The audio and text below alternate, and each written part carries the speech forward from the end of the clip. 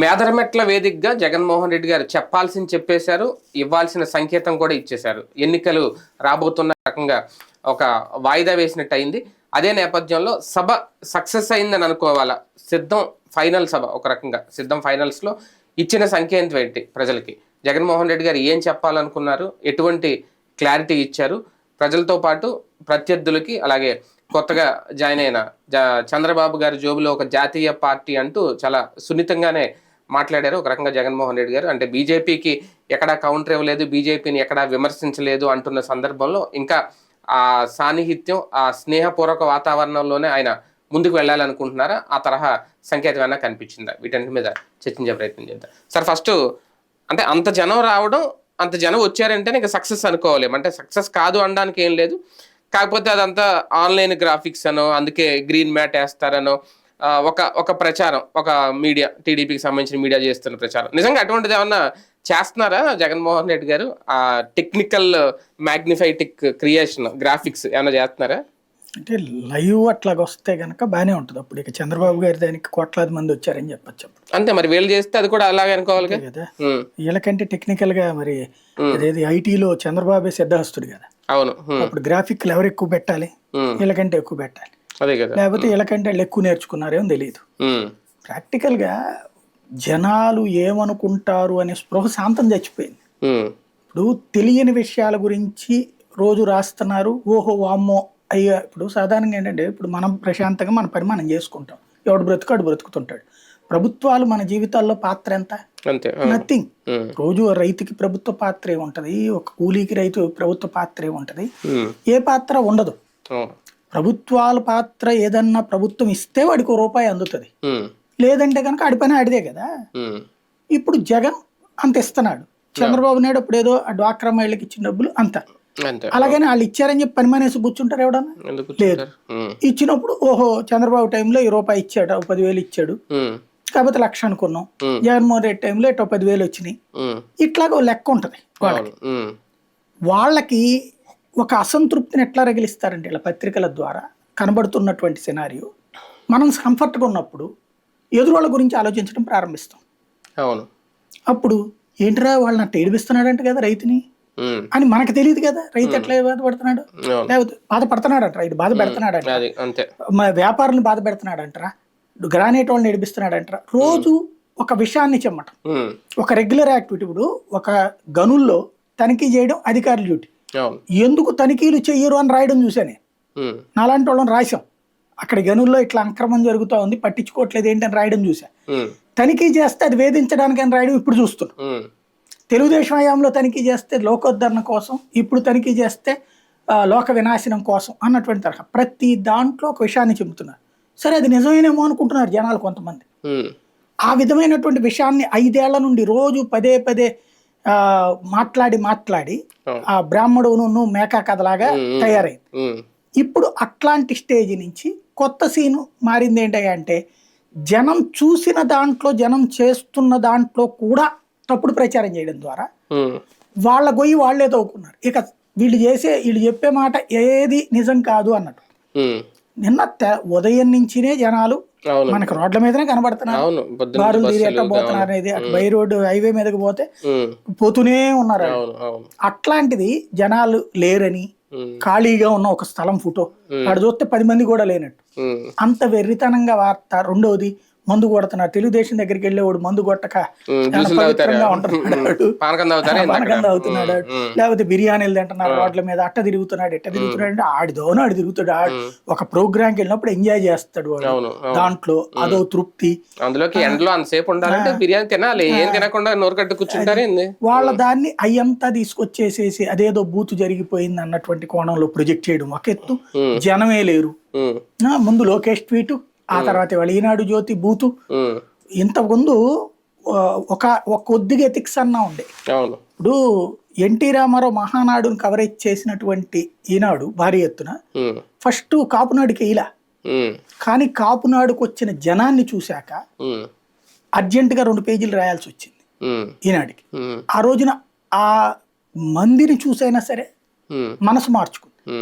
రాజశేఖర రెడ్డి పాదయాత్రను మొదట్లో కవరేజ్ ఇవ్వాల, ఆ తర్వాత టీవీ ఛానల్లో ఆ విజువల్స్తో సహా వస్తున్నది చూశాక బాగోదనుకుని రోజుకి ఒక పావు పేజీ వేయడం బిగించేది, తర్వాత అర పేజీ దగ్గర దాకా వేయక తప్పలేదు. అందుకనే రాజశేఖర రెడ్డి ముఖ్యమంత్రి అయ్యాక ఛానల్కి పేపర్కి ఇంతని డబ్బులు కేటాయించిన దాంట్లో ఈనాడుకు కూడా కేటాయించాడు, వివక్ష చూపించకుండా. అది నువ్వు ధర్మం పాటించే వాడు ధర్మం పాటిస్తాడు. ఇప్పుడు ఆ ధర్మం కాదు, అధర్మంతోనే వ్యవహరిస్తున్నారు. పూర్తి నీతిబాహ్యమైనటువంటి వ్యవహారం అది. ఎందుకంటే అంత లక్షలాది మంది కనబడుతుంది. సరే వాళ్ళు 15 లక్షలు అనుకున్నారు, 5 లక్షలే వచ్చారని రాయి, తప్పులేదు. అంతేగాని అసలు జనమే లేరు అని రాయడం అంటే వాళ్ళకి మించిన దిగజారుడు అనేటువంటిది. ఇంక ఇవాళతో కాస్తో కూస్తో ఉన్నటువంటి నమ్మకం కూడా పోయింది ఆ పత్రికలో, ఆ మీడియా మీద. భయపెట్టిందా ప్రతిపక్షాన్ని నిన్న సభ? ఒక రకంగా దడపుట్టించేలా అనిపించిందా వాళ్ళకి? ప్రతిపక్షం భయపడటం కాదు, ఇప్పుడు కంగారు పడుతుంది. ఎందుకంటే రేపు వాళ్ళు 17వ తారీఖు సభ, ముగ్గురు జాయింట్ అయ్యాక జరగబోయే సభ, ఫస్ట్ సభ, ఇంత భారీ సభ అనుకుంటున్నారు. అందులో అదే రూటు, ప్లస్ అదే ఫస్ట్ అదే లాస్ట్ సభ ఏమో. అంతే అంత భారీ సభ ఇంకా, అంటే అంత భారీ సభ ఇంకా పెట్టి అంత టైం పెట్టాలి కదా. ఎలక్షన్స్ లో చూడాలి. కనీసం ఆ ఒక్క సభనన్న లక్షలాది మంది పోగేయగలిగితే. ఎందుకంటే మన తాడేపల్లిగూడెం 6 లక్షలు అన్నారు, అవును, సక్సెస్ అయింది నో డౌట్. అందులో కూడా లక్షలాది మంది వచ్చారు. కాకపోతే వాళ్ళు అనుకున్నంత రాలా. మన అప్పుడు విశాఖ పెట్టింది 2 లక్షలు అన్నారు, 2 లక్షలు అన్నారు. సో ఆ రేంజ్ లోనే వచ్చి. ఇప్పుడు ఇదేంటంటే పక్కనోడు 15 లక్షలు అన్నప్పుడు, కనీసం 10 లక్షలు అన్నప్పుడు మనం కనీసం 2 లక్షలన్నా చూపించాలి. ఆ స్థాయిలో చేయగలగాలి. చేస్తారా లేదా అన్నది చూడాలి. జగన్మోహన్ రెడ్డి గారు మాట్లాడిన మాటలను ఎలా చూడాలి? ఒక రకంగా 3 పార్టీలకి సమాంతరంగా, అంటే ఆయన అంత ఊహించినంతగా ఏదో తిట్టేస్తారేమో, అంటే ఇంత ముందులాగా మనం మాట్లాడే దుష్ట చతిష్ట ఇవ్వనో లేదంటే మారీచులు అలాంటి పదాలు ఏం వాడకుండా బీజేపీ కలిసింది కాబట్టి సున్నితంగా హెచ్చరించారా? లైట్ ఏదో ఒక స్వీట్ వార్నింగ్ లాగా ఇచ్చారా? వాస్తవంగా నిన్న జరిగింది కార్యకర్తల సమావేశం. కార్యకర్తలు ఎదురుకుండా తిట్టాల్సిన అవసరం ఏం లేదు. కార్యకర్తల మోటివేషనే ఇప్పుడు జగన్ చేసింది 4 ప్రాంతాల్లో.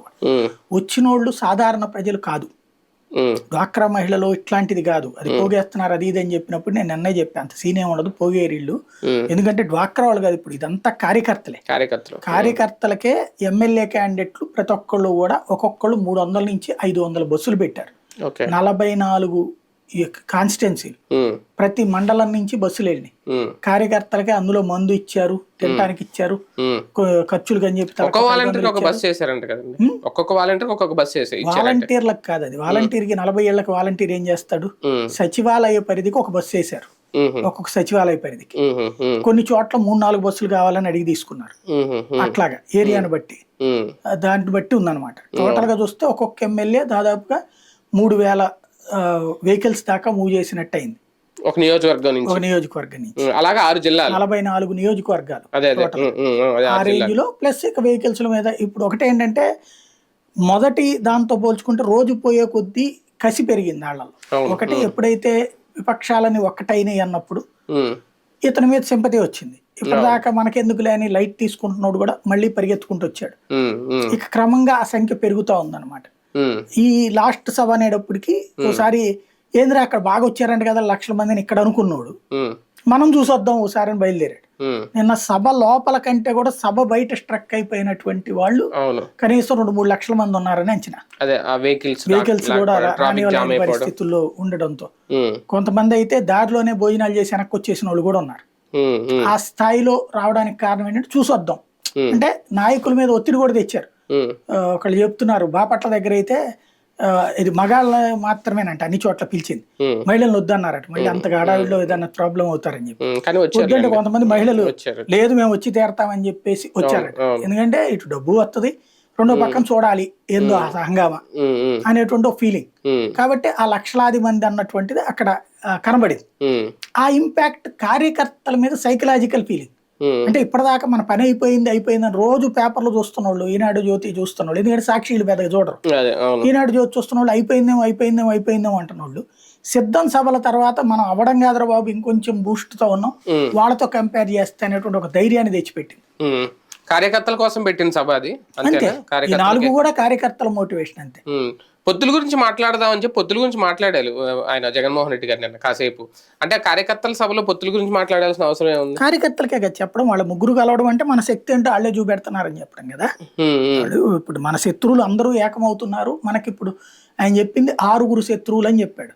ఉమ్, 6 మన మీద బాణాలు వేస్తున్నారు అన్నాడు. ఉమ్. 6 అంటే వీళ్ళని కూడా కలిపాడు, అయ్యే కాంగ్రెస్ కూటమి కూడా. వాళ్ళనా Congress Congress, CPI, CPM, CPI Telugu Desam, Janasena, BJP మొత్తం 6 మనల్ని టార్గెట్ చేశారు. అది గుర్తుపెట్టుకోండి, ఇంటింటి దగ్గరికి వెళ్ళి చెప్పండి. నాకు పెద్దగా పదవి వ్యామోహం లేదు, కానీ నేను లేకపోతే గనక ఆగిపోతాయి అని చెప్పండి అవును వీళ్ళకెళ్ళి. అంటే ఎలాగ జనాలు భయపెట్టాలన్నది చెప్పాడు ఆయన. సంక్షేమ పథకాల గురించి మాట్లాడడం ఒక రకంగా, వీళ్ళ పొత్తుల గురించి మాట్లాడడం ఓకే, కార్యకర్తలకు చెప్పారని అనుకోవచ్చు. పవన్ కళ్యాణ్ గారు సీట్ల విషయం కూడా మాట్లాడారు. ఆయన తక్కువ సీట్లు తీసుకున్నారు, అంత అవసరం ఏముంది అనేది. అంటే అవన్నీ జగన్మోహన్ రెడ్డి గారికి ఎందుకు అక్కడ ఆ సభలో? మరి వాళ్ళని రెచ్చగొట్టాలి కదా. ఇప్పుడు తనని డైరెక్ట్ గా తిడతాడు, ఇప్పుడు ఆయన తిట్టాలి కదా. కాకపోతే నీ అంత చూస్తా, నిన్ను అదపాతాలాగా పవన్ కళ్యాణ్ ఉపన్యాసం తరహాలో జగన్ చెప్పడు. జగన్ చెప్పేది ఏంటి, అతని కెపాసిటీ ఇది 24కి సర్దుకుపోయే మెంటాలిటీ. అవును, అట్లాంటి వాడు రాష్ట్రాన్ని ఏం బాగు చేస్తాడు, వీళ్ళిద్దరు కలిసి ఏం బాగు చేస్తారు, వీళ్ళు బీజేపీతో కలిసి ఏం బాగు చేస్తారు. పవన్ బాబు మోసం చేస్తున్నారనే యాంగిల్ ఆయన ప్రసంగం అనిపించింది నేను మాట్లాడితే. అది కాపుల్ని రెచ్చగొట్టడం. అది కాపుల్లో ఆల్రెడీ ఒక ఫీలింగ్ ఉంది కదా. ఫర్ ఎగ్జాంపుల్ అది జరిగాకనే వాళ్ళ కందులు దుర్గేష్కి తీసేసి రాజమండ్రి రూరల్ అనేటువంటిది గోరంట్ల బుచ్చి చౌదరి చెప్పారు. ఇప్పుడు కాపుల్లో అసలే ఉన్న అసంతృప్తి రోజు రోజుకి పెంచడమే కదా. కాపుల్లో ఒకటి, ఇంకోటి రేపు పొద్దున అదేది కాకినాడ ఎంపీ కూడా అంటున్నారు ఆయన్ని. అది కూడా కనుక పెట్టారనుకోండి, పవన్ కళ్యాణ్ జాగ్రత్తగా తీసుకెళ్లిపోయి దేశానికి దోసేసి ఇక్కడ ఆపేస్తున్నారు అనేటువంటి ఫీలింగ్ వెళ్తుంది. అంటే పవన్ కళ్యాణ్ లాగా ఆగ్రహంతో రగిలిపోతా పవన్ ని తిట్టడం అనే కార్యక్రమం కాకుండా, పవన్ ని తిడుతూనే పవన్ అభిమానులు మీరు చూసారు ఎంత అన్యాయం చేస్తున్నాడో అని రెచ్చగొట్టే పని. కాపు సామాజిక వర్గం ఓటు బ్యాంక్ కోసమా ఇదంతా ఆయన చేసింది? అంతే కదా. అంటే దానికోసం షిఫ్ట్ అయిపోద్ది ఓట్ బ్యాంక్. ఇప్పుడు పవన్ కళ్యాణ్ తిట్టాడని వైసీపీ వాళ్ళందరూ ఇటు వచ్చేస్తారా? పవన్ కళ్యాణ్ కి ఏదో అన్యాయం జరిగిపోతుందని జగన్మోహన్ రెడ్డి గారు చెప్పినంత మాత్రం తెలుగుదేశం వాళ్ళు జగన్ ని తిడుతున్నారు అంటే వైసీపీ వాళ్ళందరూ వచ్చేసేసి ఇటు వచ్చేస్తారా? ఎవరి దుగలానందం వాళ్ళది. అంతే. జాతీయ పార్టీ కూడా చురకలు అంటించారా ఒక రకంగా? భారతీయ జనతా పార్టీని ఏమనలేదు కదా అసలు. అంటే చంద్రబాబు గారి జోబులో ఒక జాతీయ పార్టీ అంటే అది బీజేపీయే కదా. మీరు 2019లో చూసినా కూడా బీజేపీ జోలికి పోలేదు అతను. రాష్ట్రాన్ని నాశనం చేసిన చంద్రబాబు కేంద్రం మీద ఒత్తిడి చేయడం చేతకానోడు. నాకు 25 సీట్లు ఇస్తే నేను మెడల్ వంచి తెస్తానన్నాడు గాని మోడీని ఎంత మోడీ దుర్మార్గం. అంటే మోడీని వ్యక్తిగతంగా ఎప్పుడు విమర్శించలేదు, బీజేపీని కూడా విమర్శించాడు డైరెక్ట్. ఎప్పుడు కూడా బీజేపీని మోడీని ఇంతవరకు అండవు, కింద వాళ్ళతో అనిపిస్తాడు. ఫర్ ఎగ్జాంపుల్ నిన్న పెద్దిరెడ్డితోనో లేకపోతే కాసు ఇట్లాంటి వాళ్ళు ఏం ప్రెస్ మీట్లు పెట్టి ఏం మాట్లాడారు, ఇట్లాగ బీజేపీ మైనార్టీల ఓట్లు చేల్చడానికి ముస్లింల సీట్లు తీసేస్తుంది, ముస్లింలకు సంబంధించి రిజర్వేషన్ తీసేస్తుంది, ఇట్లాంటి బీజేపీని తన పేపర్ ద్వారా తన కింద స్థాయి వాళ్ళతో మాట్లాడిస్తాడు. మోడీనైనా వాళ్ళ చేత విమర్శింపజేస్తాడు, తన నోట్లో నుంచి రానియకుండా చూసుకుంటాడు అన్నది నిన్న అంతటి వేదిక మీద కూడా అర్థమైంది. బీజేపీ వీళ్ళతో కలవడం అనేది పార్లమెంట్ లో ఈయన బలం తగ్గుద్ది అనే భావన ఏమైనా కనిపించింది ఆయన మాటల్లో? ఆ థ్రెట్ ఏమైనా ఫీల్ అవుతుంది? కనిపించట్లేదు బేసిక్ గా. అది ఉండదా? ఏది బీజేపీ అంతర్లీనంగా ఉంటది, బయటికి చెప్తారు అది వాళ్ళు ముగ్గురు కలవడం వల్ల నాకు ఇట్ అయిపోతుంది అనేసి. అంటే పార్లమెంట్ సీట్ల మీద ఎఫెక్ట్ కూడా ఉండదా? మొన్న అంటే ధీమాగా 22 కొట్టేశారు, ఇప్పుడు ఆ ధీమా తగ్గుతుంది కదా కొంచెం ఎంతైనా. ప్రాక్టికల్ ఒకటే, ఆ శక్తి భారతీయ జనతా పార్టీకి ఉందనుకుంటే అదే పోటీ చేస్తుంది కదా. ప్రాక్టికల్ గా సింగిల్ గా కలిసింది ఖచ్చితంగా సీట్లు తగ్గుతాయి. తగ్గడానికి ప్రిపేర్ అయితే తీరాల్సింది. ఆ మొక్క జనాల ముందు చెప్పడు కదా, జనాలతో ఆ మాట ఏమైనా చెప్తాడా? చెప్పడు కదా. అంటే చంద్రబాబు గారి జోబులో ఉంది జాతీయ పార్టీ అంటే దాని అర్థం అదేనేమో. దానికి దీనికి అసలు సంబంధం ఏముంది? అంటే బాబు గారు ఏమనలేక తెలుగుదేశం పార్టీ బీజేపీ సంఖలోకి వెళ్ళింది అని చెప్పకుండా బీజేపీని జేబులో పెట్టి తిరుగుతున్నాడు అని చెప్పడం. అదే అంటే బాబు గారు చెప్పినట్టు బీజేపీ వింటుందని ఆయన ఉద్దేశం. అదే, అంత సీన్ అయితే ఏం లేదు, అంత పెద్ద ఇష్యూస్ ఏం లేవు అక్కడ. ఆయన చెప్పినట్టు ఏమైనా నడుచుకుంటుంది అనేది. ఎందుకు మేనిఫెస్టో వాయిదా వేశారా, లేదంటే రేపు 17వ తారీఖున వీళ్ళ సభ ఉంది కాబట్టి కావాలని ఆగారా? ఏమనుకోవాలి? మేబీ అనుకోవడం ఏంటంటే ఒక విశ్వసనీయత అనే పదాన్ని జనంలోకి తీసుకెళ్లాలనుకుంటున్నాడు. చంద్రబాబు నాయుడు సంపూర్ణ రుణమాఫీ అన్నాడు, చేయలేకపోయాడు. నిన్న లిస్టు చూపించాడు కదా, సంపూర్ణ రుణమాఫీ అన్నాడు చేయలేకపోయాడు, రైతు రుణమాఫీ అన్నాడు చేయలేకపోయాడు. అట్లాగే 25,000 రూపాయలు పిల్లలు పుట్టగానే వేస్తాడు, వేసాడా? అలాగే వాళ్ళకి ఏది పవర్ లూమ్స్ కి రుణమాఫీ అన్నాడు, చేశాడా? ఇవన్నీ అడిగి అతనికి విశ్వసనీయత లేదు. నేనైతే నవరత్నాల్లో 99% చేశాను, 1% అంటే మద్య నిషేధం కాన్సెప్ట్ వస్తుంది అది అని చెప్పుకుంటూ వస్తున్నాడు. ఇప్పుడు తన కాన్సెప్ట్ ఏంటంటే, తను అన్నాడు కదా చివరిలో, నేను చెయ్యగలిగేదే చెబుతాను అని చెప్పడం. రెండోది తెలుగుదేశం పార్టీ ఇచ్చిన హామీలకు సంబంధించిన లెక్క నేను మా అధికారులతో లెక్క తీపిచ్చాను. అది 87,000 కోట్ల దాకా అవుతుంది. 73 దాకా ఆ సూపర్ 6 పథకాలకు అవుతుంది. ఇంకో 13,000 కోట్ల రూపాయలు మన బీసీలకి 50 సంవత్సరాలకే పెన్షన్ 4,000 అన్నారు కదా, దానికి అవుతుంది. టోటల్ గా 13,000 కోట్లు అది అవుతుంది. ఇది మొత్తం కలిపితే 87,000 కోట్ల దాకా అవుతుంది. ఇప్పుడు నేను చేస్తున్న 57,000 కోట్ల రూపాయల పథకాలు ఆపలేరు ఎవడో కూడా. అమ్మఒడి, ఆరోగ్యశ్రీ, గోరుముద్ద ఇట్లాంటివి ఇవి ఉంచి అవి కూడా కంటిన్యూ చేయాలంటే 130,000 కోట్లు పైన అవుతుంది. ఎక్కడి నుంచి తెచ్చి పెడతాడు చంద్రబాబు అని చెప్తూ తర్వాత మనం హామీలకు ఎండింగ్ లో చెప్పుకొచ్చింది ఏంటి, హామీల పరంగా మనం లెక్క చేసి తర్వాత ఇస్తామని. మేబీ ఇదిగో ఇప్పుడు ఆయన 4,000 అన్నాడు, ఆయన ఒకేసారి ఎగ్దం 4,000 అన్నాడు, నేను దశల వారీగా పెంచుకుంటూ పోతా 250 250 చెప్పున. ఆయనకి మళ్ళీ నేను అట్లా దొంగ మాటలు చెప్పను.